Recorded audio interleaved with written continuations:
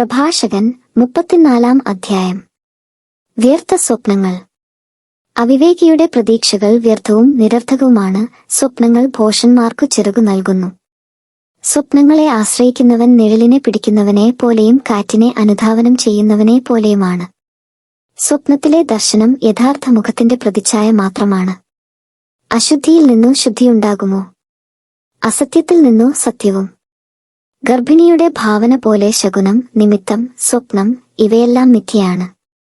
അത്യുന്നതനിൽ നിന്നുള്ള ദർശനമല്ലെങ്കിൽ അതിനെ അവഗണിക്കുക. സ്വപ്നങ്ങൾ അനേകരെ വഞ്ചിച്ചിട്ടുണ്ട്, അവയിൽ ആശ്രയിച്ചവർ പരാജയപ്പെട്ടിട്ടുണ്ട്. അത്തരം വഞ്ചനകൾ കൂടാതെ നിയമം നിറവേറ്റാം.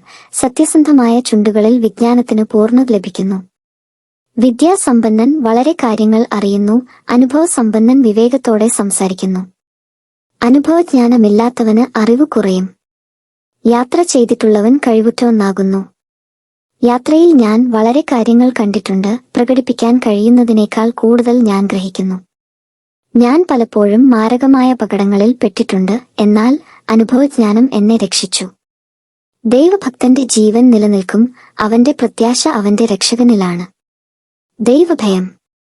കർത്താവിനെ ഭയപ്പെടുന്നവൻ അധീരനാവുകയോ ഭീരുത്വം പ്രകടിപ്പിക്കുകയോ ഇല്ല, അവിടുന്നാണ് അവന്റെ പ്രത്യാശ.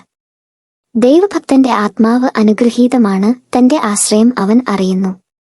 തന്നെ സ്നേഹിക്കുന്നവരെ കർത്താവ് കടാക്ഷിക്കുന്നു, അവിടുന്ന് ശക്തമായ സംരക്ഷണവും ഉറപ്പുള്ള താങ്ങും, ചുടുകാറ്റിൽ അഭയകേന്ദ്രവും പൊരിവെയിലിൽ തണലും, ഇടറാതിരിക്കാൻ സംരക്ഷണവും വീഴാതിരിക്കാൻ ഉറപ്പും ആണ്. അവിടുന്ന് ആത്മാവിനെ ഉത്തേജിപ്പിച്ച് കണ്ണുകളെ പ്രകാശിപ്പിക്കുന്നു, അവിടുന്ന് സൗഖ്യവും ജീവനും അനുഗ്രഹവും പ്രദാനം ചെയ്യുന്നു. അന്യായ സമ്പത്തിൽ നിന്നുള്ള ബലി പങ്കിലമാണ്, നിയമനിഷേധകന്റെ കാഴ്ചകൾ സ്വീകാര്യമല്ല. ദൈവഭക്തിയില്ലാത്തവന്റെ ബലികളിൽ അത്യുന്നതൻ പ്രസാദിക്കുന്നില്ല, അവൻ എത്ര ബലി അർപ്പിച്ചാലും അവിടുന്ന് പ്രസാദിക്കുകയോ പാപമോചനം നൽകുകയോ ഇല്ല.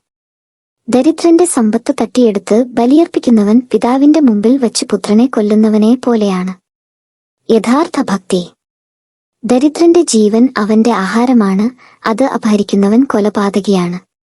അയൽക്കാരന്റെ ഉപജീവന മാർഗം തടയുന്നവൻ അവനെ കൊല്ലുകയാണ്. വേലക്കാരന്റെ കൂലി കൊടുക്കാതിരിക്കുക രക്തച്ചൊരിച്ചിലാണ്. ഒരുവൻ പണിയുന്നു, അപരൻ നശിപ്പിക്കുന്നു, അധ്വാനമല്ലാതെ അവർക്കെന്തു ലാഭം? ഒരുവൻ പ്രാർത്ഥിക്കുന്നു, അപരൻ ശപിക്കുന്നു, ആരുടെ ശബ്ദമാണ് കർത്താവ് ശ്രദ്ധിക്കുക? മൃതശരീരത്തിൽ തൊട്ടിട്ടു കൈ കഴുകിയവൻ വീണ്ടും അതിനെ സ്പർശിച്ചാൽ കഴുകൽ കൊണ്ട് എന്തു പ്രയോജനം? പാപങ്ങളെ പ്രതി ഉപവസിച്ചിട്ട് വീണ്ടും അത് ചെയ്താൽ അവന്റെ പ്രാർത്ഥന ആര് ശ്രവിക്കും? എളിമപ്പെടൽ കൊണ്ട് അവൻ എന്തു നേടി?